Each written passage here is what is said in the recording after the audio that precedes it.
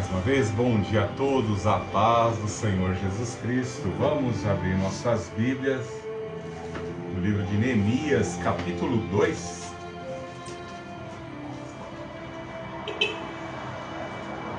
Neste mês de julho tivemos que fazer algumas palestras com ênfase na obra, nas pérolas contidas no livro de Neemias, e nossa mente ficou um tanto que carregada de conhecimento e informações preciosas, doutrinas preciosas, ensinamentos preciosos contidos neste livro.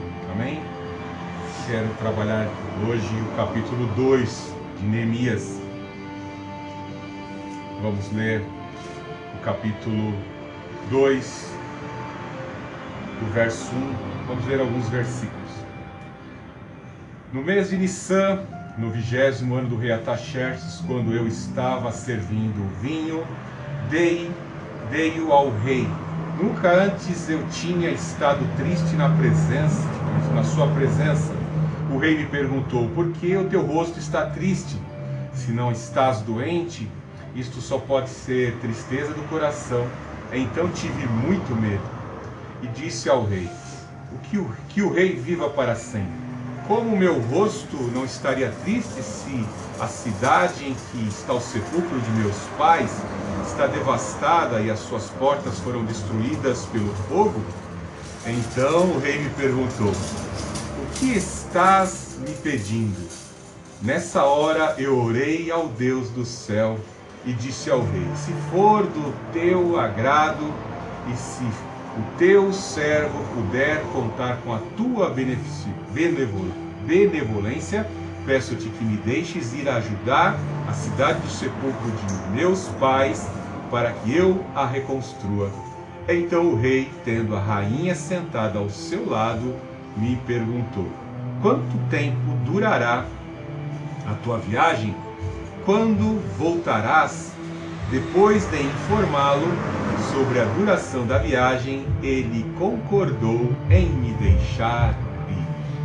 Deus Altíssimo, Deus de amor, Deus de poder, louvado seja por esta palavra, Pai Santo, onde o teu servo Neemias mostrou, Pai Santo, pela oração, pelo jejum, pela consagração, colocando a vontade dele diante do teu propósito, da tua vontade soberana, e no tempo certo o Senhor criou condições para que ele fosse beneficiado com a concessão do rei.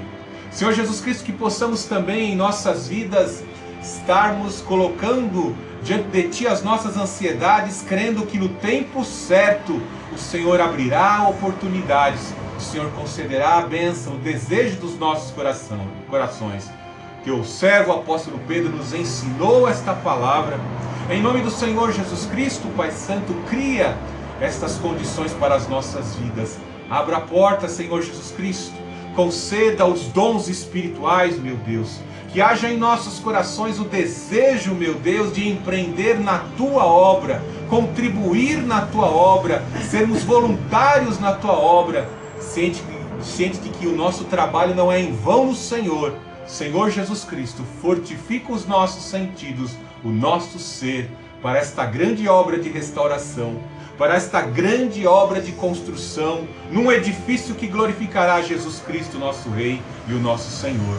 Em nome do Senhor Jesus, usa os nossos sentidos, usa-nos, Senhor Jesus Cristo. Eu coloco os meus sentidos à tua inteira disposição nessa manhã. Prega a palavra por meio da minha boca, em nome do Senhor Jesus Cristo. E assim, nessa manhã, glorificamos o Deus Altíssimo, glorificamos o Senhor Jesus, glorificamos o Santo Espírito. Amém. Aprendemos com Neemias grandes ensinamentos. Já viemos assim, trabalhamos nos domingos que se passaram e também algumas palestras da agenda externa que fizemos, trabalhamos acerca do conhecimento, das informações, dos ensinamentos que Neemias assim nos ensina. E algo de maravilhoso é vermos que ele se identifica com as necessidades do seu povo em Judá, visto que na terceira incursão de Nabucodonosor contra a Jerusalém, a Judéia, foi a mais terrível. Todos os tesouros do templo, os muros foram derribados, toda a riqueza que um dia Deus prometeu e presenteou para Judá foram levadas para a Babilônia. Mas ao mesmo tempo em que o Senhor assim revelou o juízo que haveria de vir sobre a Judéia, e o juízo se cumpriu naquela incursão de 586 a.C., o Senhor também profetizou por boca de Isaías, 150 anos antes de surgir Ciro, antes de Babilônia dominar, lá na dominação do Império Assírio, bem antes, o Senhor já revelava pela boca de Isaías, Isaías capítulo 45, que Deus levantaria um redentor chamado Ciro, que haveria de promulgar edito de libertação para os judeus, que eles pudessem voltar de Babilônia para restaurar Jerusalém. E vemos que já haviam se cumprido essas profecias. Algumas das profecias até de Daniel, de Jeremias, já haviam se cumprido.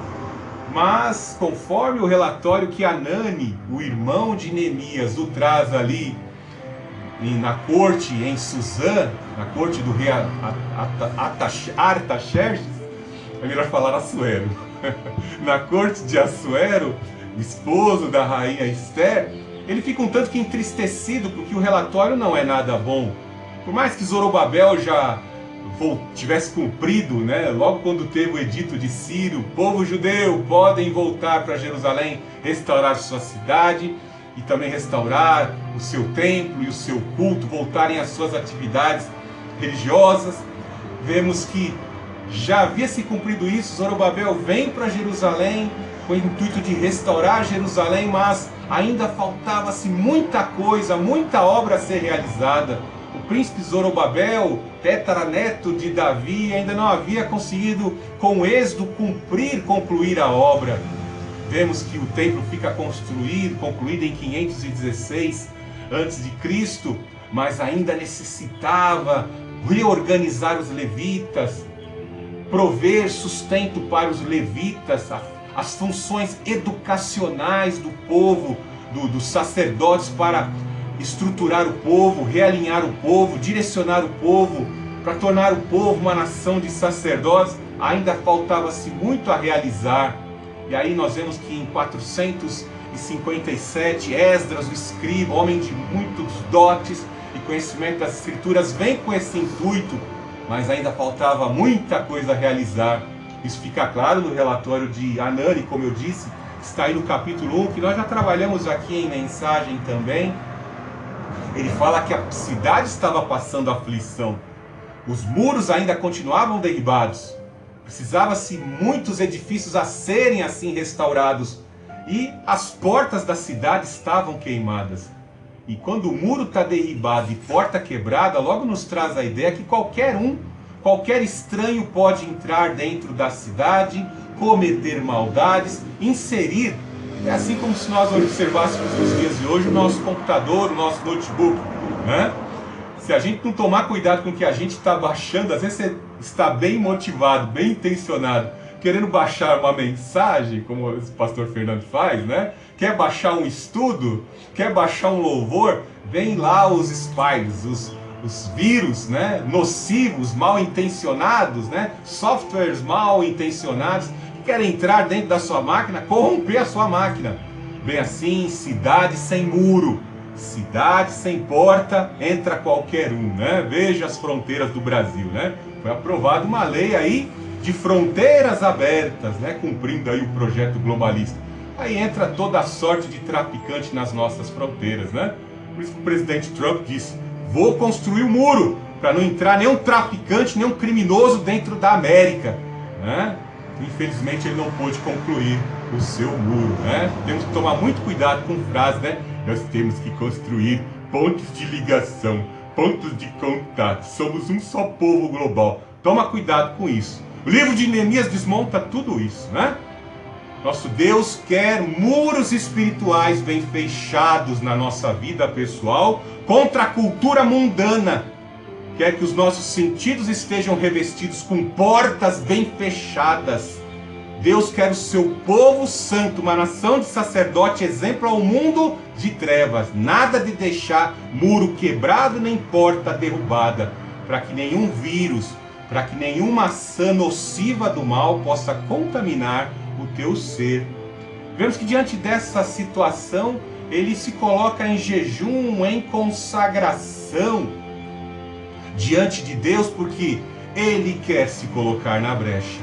Ele quer sim conduzir uma leva expedicionária de restauração para Jerusalém, para restaurar esses muros, para restaurar o culto, para restaurar a noção de sentido religioso, de fé do povo judeu, e de certa forma cumprir aquilo que já havia sido feito em promessas e até em profecias, tanto a Abraão quanto a Davi. Daniel capítulo 9, lá Daniel capítulo 9 é bem claro em dizer que os muros, o entulho seria tirado, os muros seriam restaurados, a cidade seria edificada, e a profecia que havia sobre a casa de Davi haveria de se cumprir.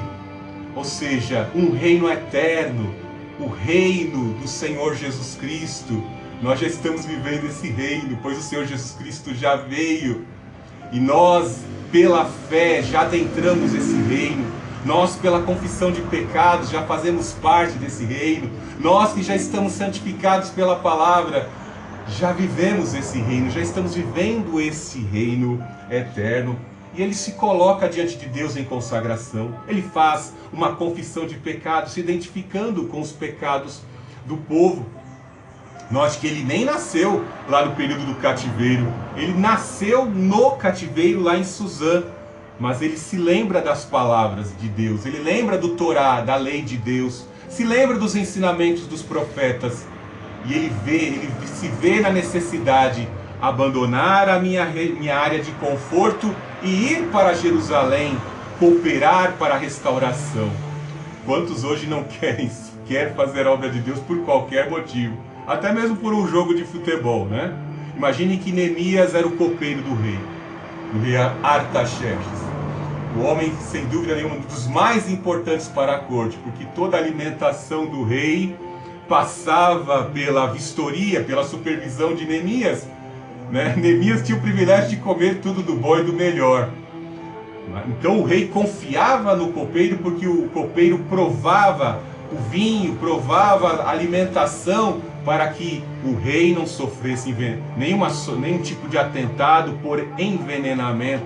Eram muito comuns ocorrerem os golpes de Estado naquela época, e alguns aristocratas inescrupulosos conspiravam com outras nações e ali corrompiam a alimentação, e muitos reis morriam envenenados.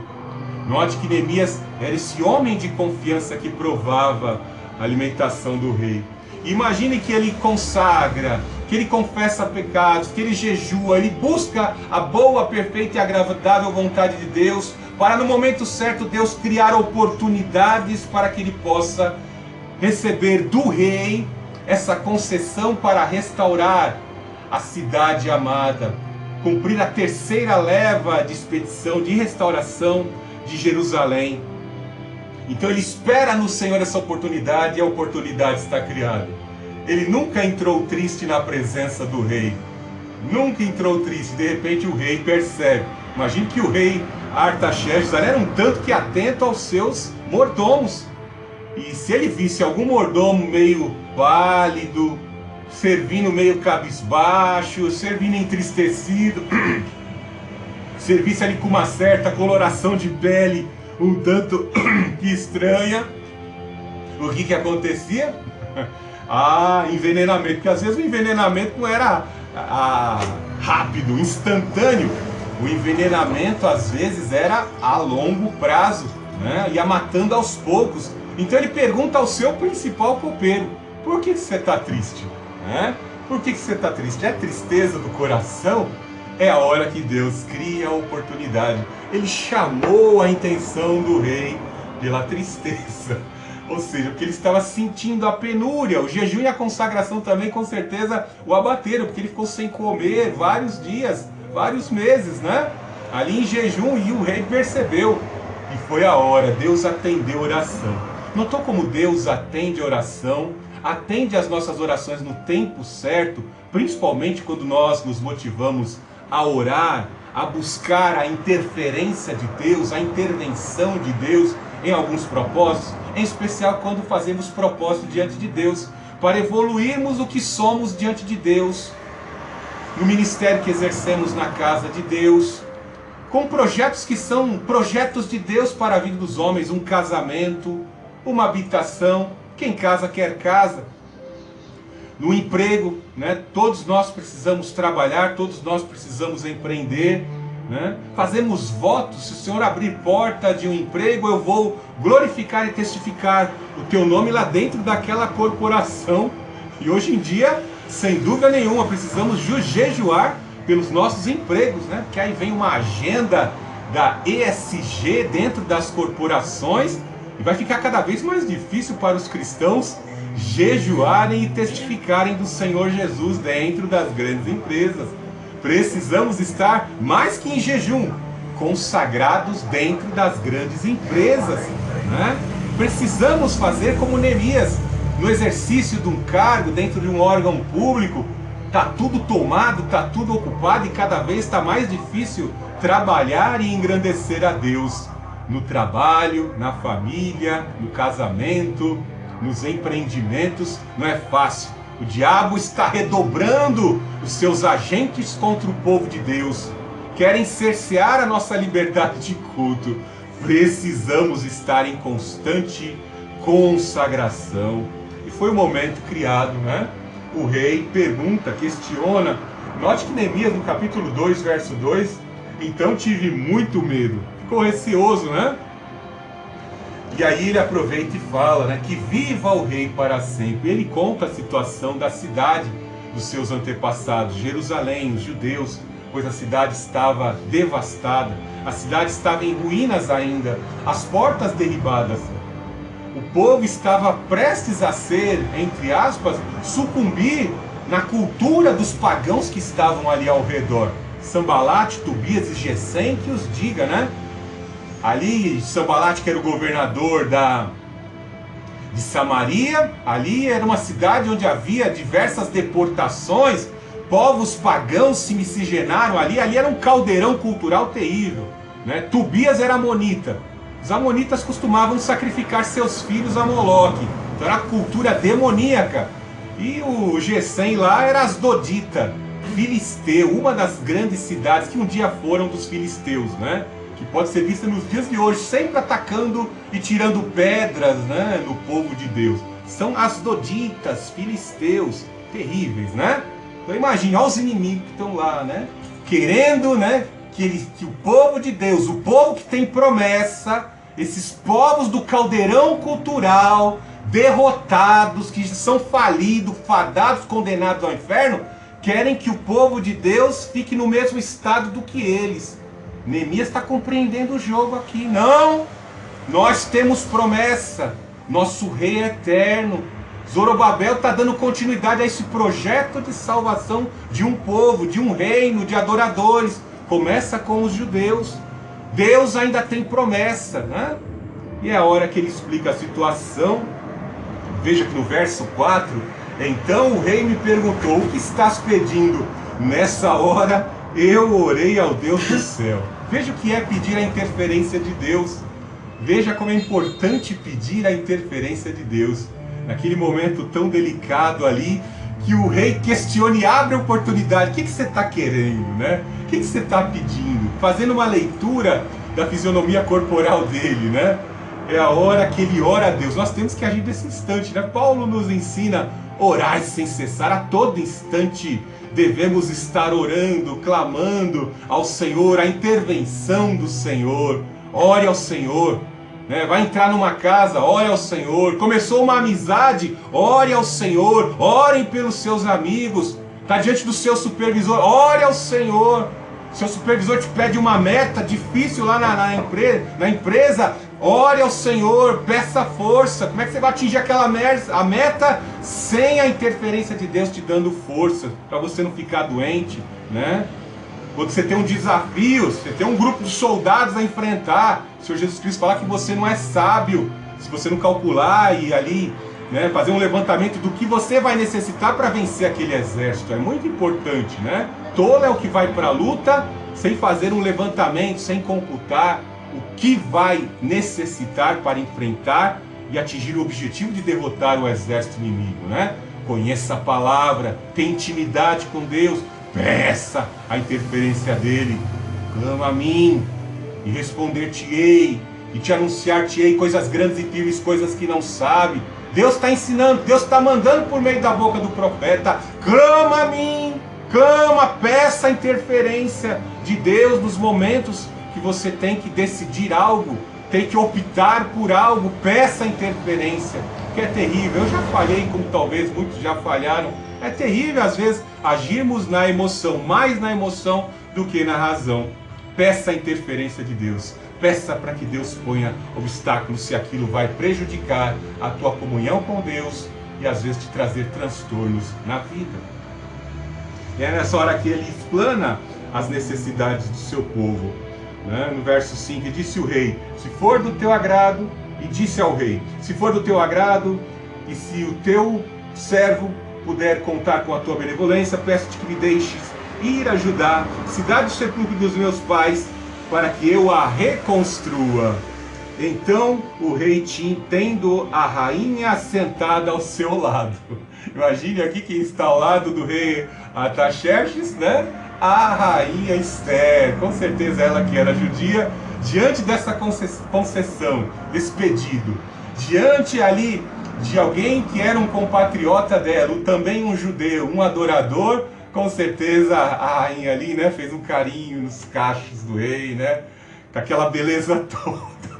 A mulher era lindíssima e o rei atendia todos os desejos dela, Ela ali também consegue concessões junto ao rei. Tô brincando, tá? Tô fazendo aqui só tô elaborando aqui uma conjectura, mas com certeza, por ele ter citado que a rainha estava naquele momento próximo ao rei, ela contribuiu depois lá no quarto de intimidade. É isso aí, rei.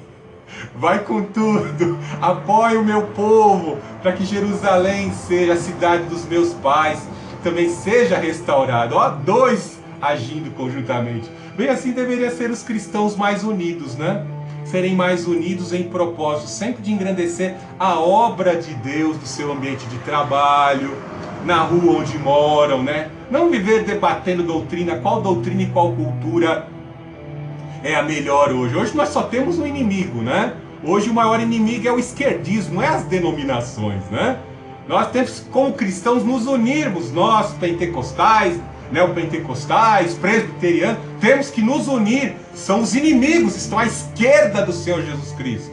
Nós estamos à direita, como diz Eclesiastes capítulo 10, verso 2. São esses que vão ser arrebatados, não quem está à esquerda, Louvado seja o nome do Senhor Jesus Cristo.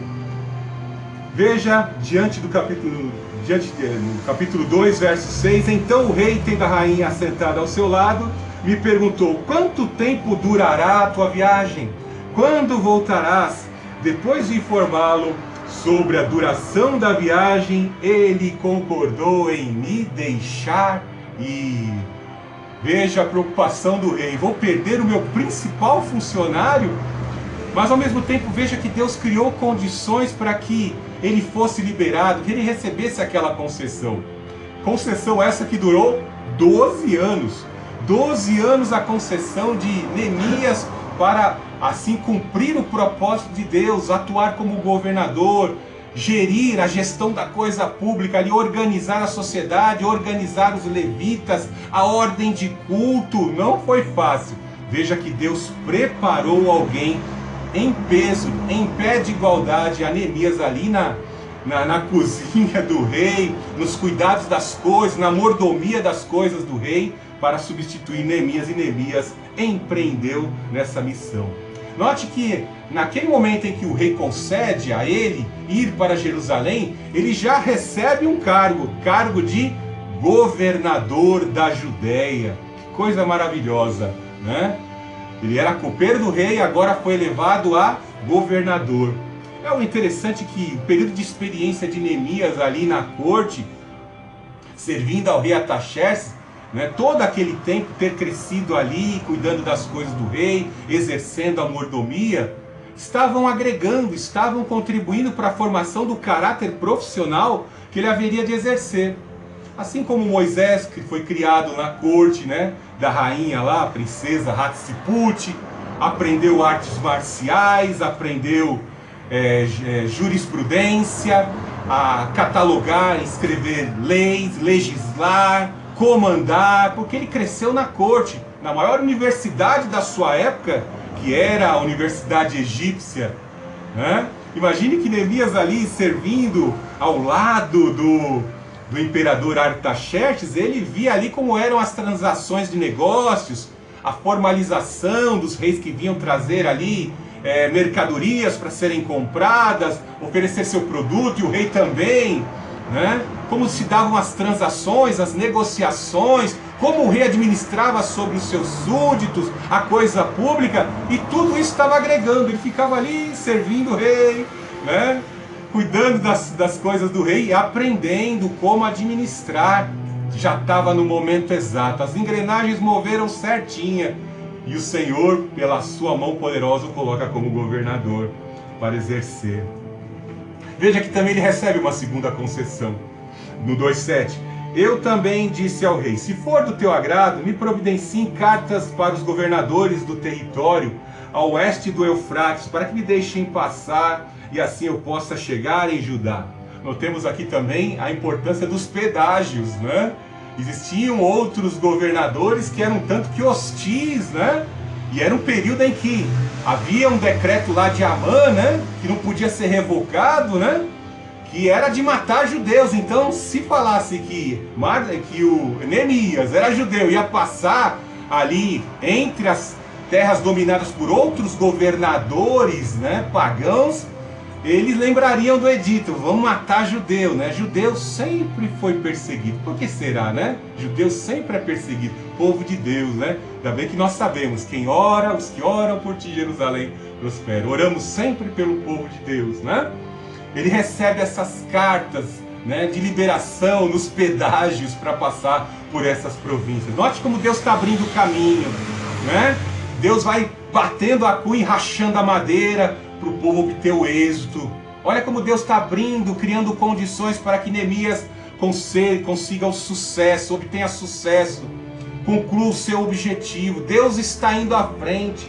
Ele recebe aí o título de governador, consegue também a concessão de pedágio para passar entre as províncias dominadas por governadores pagãos. Veja que ele recebe também a provisão, com certeza provisão financeira e madeira para construir os muros, para construir não só a casa dele, a casa do governador, como também os portões que estavam queimados, madeira nobre, madeira da floresta do rei. Imagine que ele chegava lá com as grandes carroças e ali tinha lá, apresentava a carta com o carimbo, o selo do rei. Ele recebia a madeira nobre para poder confeccionar ali, para retirar a madeira e produzir as portas que seriam utilizadas nas 12 portas. Depois você dá uma olhadinha no capítulo 3 de Neemias, 12 portas que serviriam, faz uma analogia maravilhosa com as 12 portas que estão lá em Apocalipse, da Nova Jerusalém, as 12 portas da cidade de Jerusalém, tá? Veja no verso 2,8, confirmando isso que estou dizendo, que me seja dada também uma carta para Asaf, o guarda da floresta real, a fim de que ele me dê madeira para as vigas das portas da fortaleza que fica junto ao templo e para os muros da cidade e também para a casa que irei ocupar. Graças à mão benevolente de Deus que estava sobre mim, o rei atendeu aos meus pedidos. Notou? Como ele glorifica e agradece a Deus por cada concessão, por cada benefício. Às vezes você desanima quando você tem que orar. Você desanima, não quero acordar de madrugada. O pastor Fernando acordou várias vezes de madrugada essa semana, que estava com a agenda pesada. A batalha espiritual é intensa, mas no final a gente se alegra, a gente fica feliz, porque vê a mão de Deus atuando.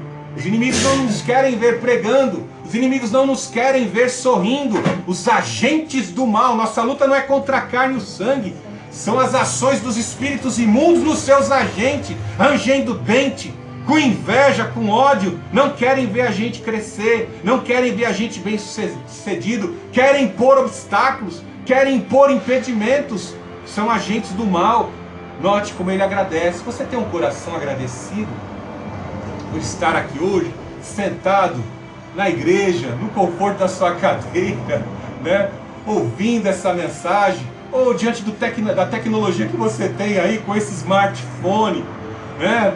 No conforto do seu sofá, ouvindo mensagem, desfrutando de todas as tecnologias que o capitalismo proporcionou à sua vida, né? Você tem um coração agradecido. Neemias reconhece isso, é a mão de Deus, é por Deus que eu respiro, é por Deus que eu obtenho vitória, é Deus que me sustenta até mesmo nas pequenas derrotas, nos pequenos fracassos, quando eu falho por opção, mas em arrependimento o Senhor me levanta, é a mão de Deus que me levanta e que me sustém para continuar caminhando. Então fui aos governadores do território, ao oeste do Eufrates, e lhes entreguei as cartas do rei, além das cartas que tinha enviado comigo oficiais do exército e cavaleiros. Mais um benefício, ele tinha uma escolta. Imagine que as viagens não eram fáceis. Existiam ladrões, salteadores. Imagine Neemias bem vestido com os seus companheiros, algum grupo de homens para lhe servir, alguns servos, né? Ele precisava de uma escolta. O rei Artaxerxes também forneceu uma escolta, proteção. A palavra de Deus nos diz que os santos anjos, as santas criaturas de Deus, os anjos, acampam ao redor daqueles que temem o Deus Altíssimo. O Senhor põe anjos ao redor. Eu já vi anjo atuar na minha vida. Já me deu livramento, evitou que a minha cabeça fosse estourada por um tijolo. Livramentos que Deus nos dá. São anjos que nos dão livramento, né? Tem cada cena incrível, a gente vê no YouTube, né? Uma vez eu estava vendo lá, o carro passa por cima da cabeça de uma criança e a criança se levanta sem nenhum arranhão e vai lá tentar acudir a avó, pois um automóvel desgovernado sobe em cima da calçada, passa por cima da cabeça de uma criança e a criança não sofre nenhum arranhão. Lá na China eu vi outra criança passar por debaixo de um caminhão. E aí o cara escreve, se isso não fosse filmado, você não acreditaria, não é mesmo? São milagres, são atuações dos anjos, atuando, concedendo livramentos a quem Deus elege. Deus tem um propósito em proporcionar visualmente estes milagres, estes livramentos. E aí é com Deus, é Deus que proporciona estes livramentos. Eu sei muito bem dos livramentos que o Senhor Deus já concedeu às minhas vidas, à minha vida. Veja no verso 2:10. Quando Sambalate, Horonita, Tobias, oficial amonita, ouviram isso, ficaram muito irritados por saber que havia alguém interessado no bem dos israelitas.